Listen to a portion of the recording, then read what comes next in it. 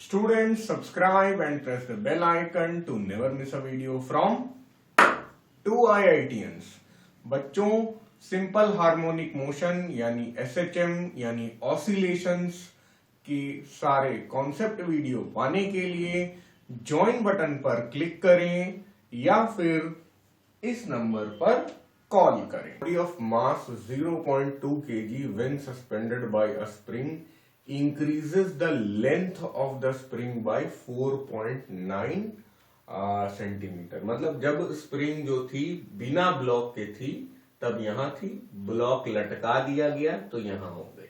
तो बिना ब्लॉक के स्प्रिंग की पोजीशन ये थी और जो it increases the length bye 4.9 centimetre. तो ये जो है यही अपना डेल्टा एक्स है।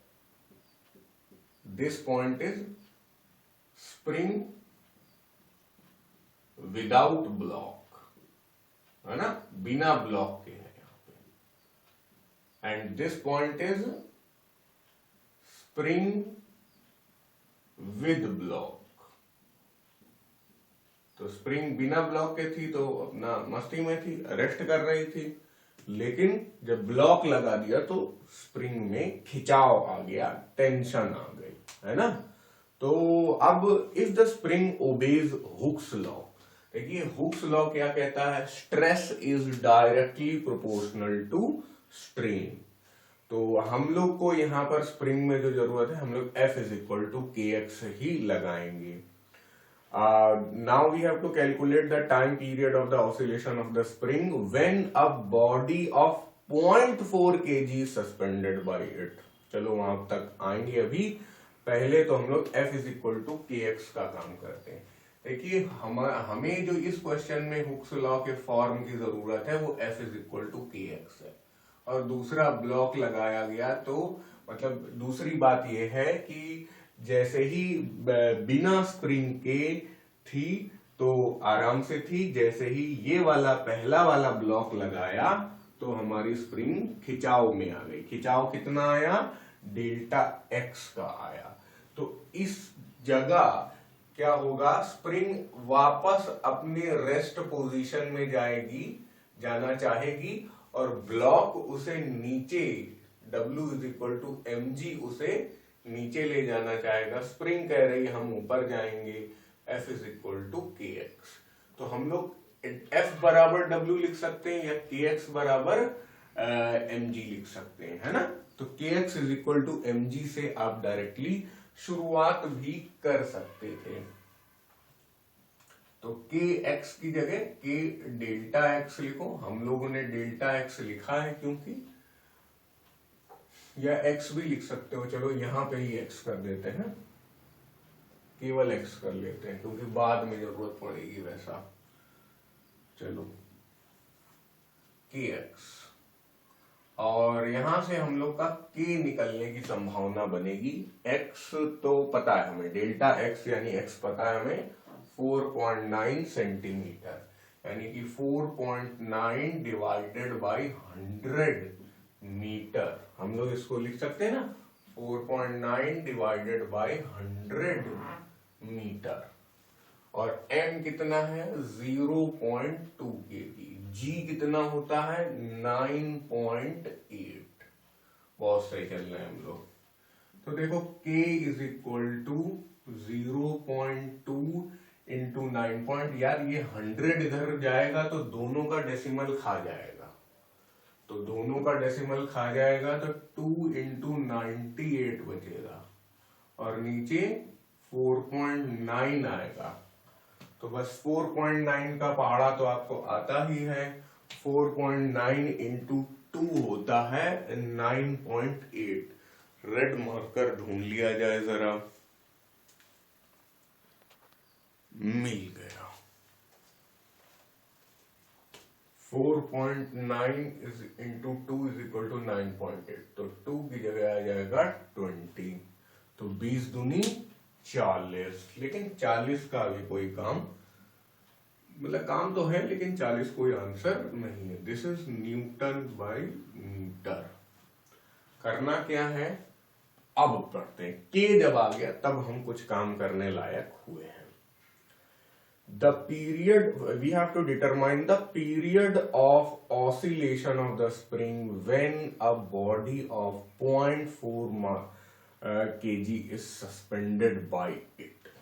ठीक है, तो देखो यार, स्प्रिंग विदाउट ब्लॉक यहाँ थी, स्प्रिंग विद ब्लॉक यहाँ है, ये है मीन पोजीशन। अब एक और ब्लॉक लटकाया जाएगा तो ये हिलना शुरू कर देगी। भाई कभी कभी फोर्स मार के लटका, कभी नीचे घसीट के लटकाते हैं, कभी फोर्स मार के लटकाते हिलाते हैं, है ना। मतलब कभी नीचे खींचते हैं तो ये हिलता है, और कभी धक्का दे देते हैं तो ये हिलता है। इस बार जो धक्का दे रहे हैं हम लोग, एक नया ब्लॉक ही लटका दें, उससे धक्का मिल रहा है, तो ये आ गया क्या, ये हो जाएगी अपनी मीन पोजीशन। यहां से हम लोग मीन मेक निकालेंगे, मीन पोजीशन, ठीक है। अब एक और ब्लॉक अगर आपने लटका दिया तो और खिंच जाएगा, वो बात तो अलग है, लेकिन एक तरीके से हमने इसको डाउनवर्ड फोर्स दी है कि नहीं दी है। ये ब्लॉक लटकाने से हमने अपनी तरफ से डाउनवर्ड फोर्स दी है F1, वो F अलग है, ठीक है। तो अब वो फोर्स जो दी है वही यहाँ पे इस्तेमाल होएगी। ये मीन पोजीशन है, इस फोर्स के द्वारा, इस फोर्स के अंदर जो मास घुसा हुआ है, ये M1 है मान लो, और ये M2 है। तो M2 कितना, ये M1 था ना, M2 कितना दिया हुआ है आपको, K निकाल लिया है वैसे तो हम लोगों ने, अरे यार बहुत सारी चीजें एक साथ हो रही हैं, K लिख लेते हैं चलो, 40 न्यूटन पर मीटर। और मैं कह रहा हूं M2 मतलब दूसरा वाला मास जो हम लोग ने टांगा है उसमें वो कितना है, 0.4 kg। तो बच्चों इस ब्लॉक को लटकाने से तो वो मीन पोजीशन में ही पहुंचा था, अब इस ब्लॉक को लटकाने से एक एक्स्ट्रा फोर्स मिला, यही एक्स्ट्रा फोर्स जो होगा वही हमारे ऑसिलेशंस में कंट्रीब्यूट करेगा।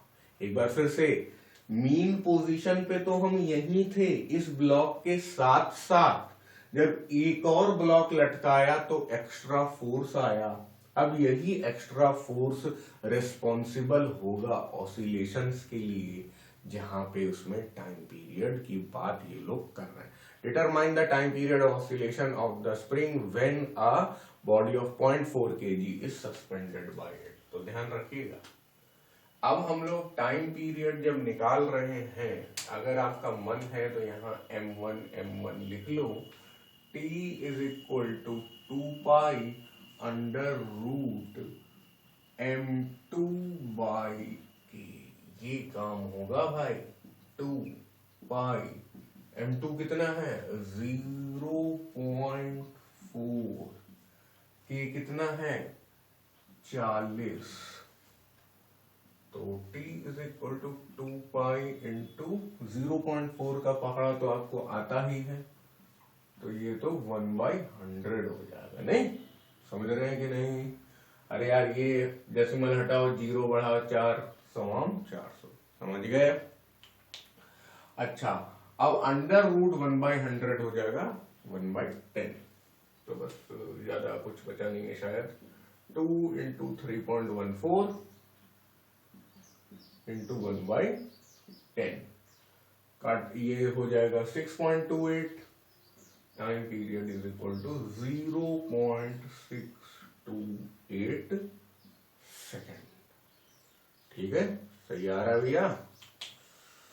ये हो गया। अच्छा, ये एक तो ये गड़बड़ हो गया यहाँ पे, ये सेकंड पार्ट नहीं है भाई,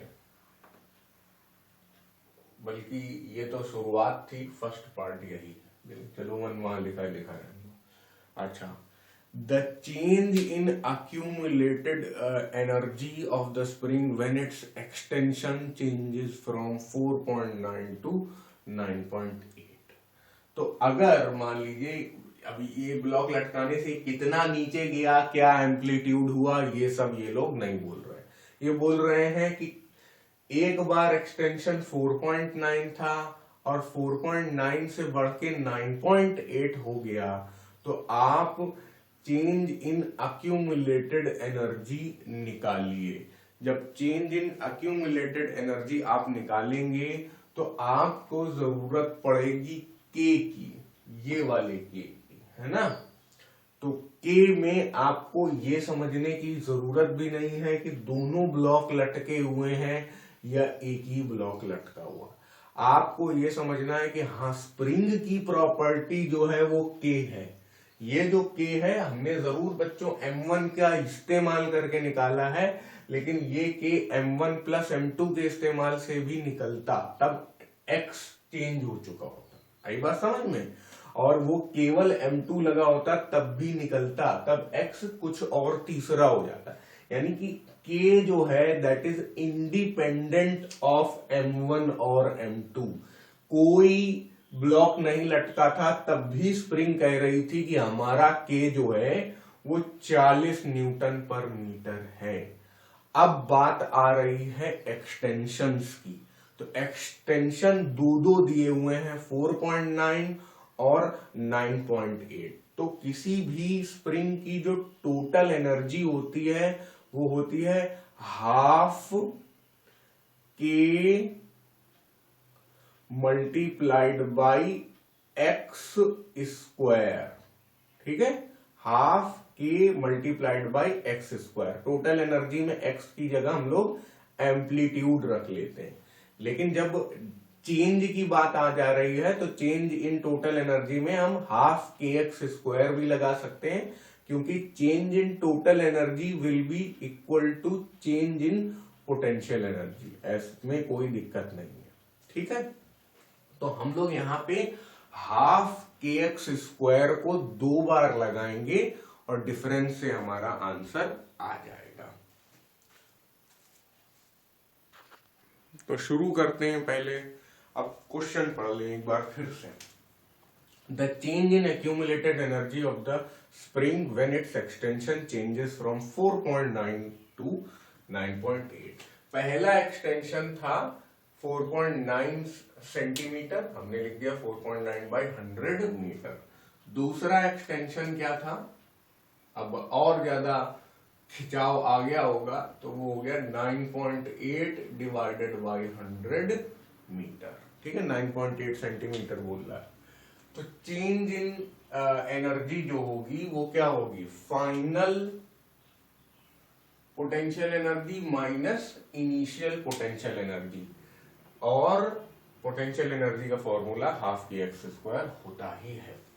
बस अब ज्यादा कुछ काम करना नहीं है। k/2 आप कॉमन ले लीजिए, अंदर xf का होल स्क्वायर चलाइए, यहाँ xi का होल स्क्वायर चलाइए।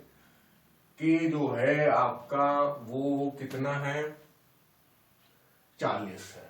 40/2 बाहर गार्ड कर रहा है। xf है 9.8 डिवाइडेड बाई 100, इसका भी स्क्वायर, माइनस ये क्या है 4.9 डिवाइडेड बाई 100, इसका भी स्क्वायर। ठीक है भाई। अब देखिए, अगर आप थोड़ा सा जानते हैं 9.8 जो होता है, मैं मतलब कैलकुलेशन को मिनिमाइज करने की कोशिश कर रहा हूं, बाकी ये तो ऐसे भी हो सकता है। 9.8 को हम 2 टाइम्स 4.9 लिख सकते हैं। 9.8 का स्क्वायर को हम लोग 2 स्क्वायर टाइम्स 4.9 का स्क्वायर लिख सकते हैं। यानी कि 9.8 के स्क्वायर को हम 4 बार 4.9 का स्क्वायर लिख सकते हैं। आई बात समझ में, इसका यूज करेंगे।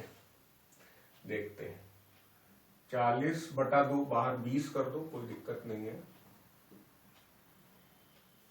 इसको हम लोग 4 इंटू 9.8 का square divided by 100 into 100 minus 4 into 9.8 का होल स्क्वायर को 4 मल्टीप्लाइड बाई 4.9 स्क्वायर लिख रहे हैं।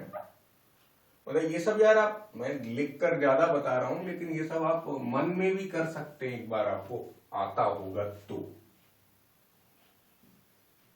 तो एक तरीके से ये 4 बार 4.9 का स्क्वायर है, तो उसमें से एक बार माइनस हुआ तो हम लोग यहाँ पे लिख सकते हैं, इसको काट दो चलो, ठीक है। 4 में से एक बार गया तो 3 इंटू 4.9 का स्क्वायर डिवाइडेड बाई 5 इंटू 100, ठीक है, समझ में आ रहा है। अब यहाँ पे इस स्टेप से यहाँ आने में हम लोग डायरेक्टली भी ये चीज लिख सकते थे अगर थोड़ा आपकी प्रैक्टिस अच्छी है। और यहाँ पे फायदा हमें ये हुआ कि 9.8 का स्क्वायर हम निकालते, 4.9 का स्क्वायर हम निकालते, फिर माइनस करते। इससे अच्छा हमें सिर्फ 4.9 का स्क्वायर निकालना पड़ रहा है, यही यहाँ पे फायदा है। अब निकाल लो 4.9 का स्क्वायर।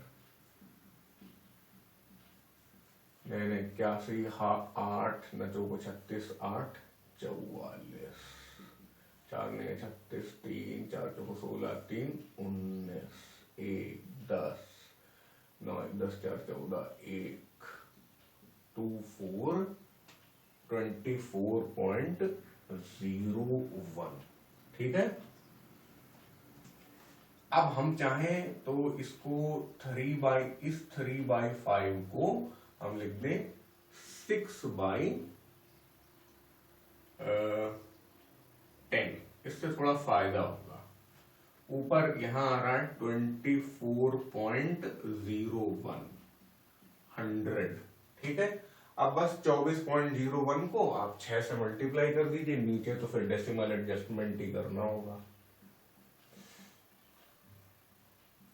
6 को 24, हंसी लगा 2, 6 दूनी 12, 2 14, 144.06, और नीचे 3 जीरो चल रहे हैं तो ये 3 प्लेस माइग्रेट करेगा, 1 2 3, तो 0.14406 हमारे हिसाब से आ रहा है 0.14406, लेकिन किताब कह रही है सिर्फ इतना, तो हम भी इतना ही बोल लेंगे।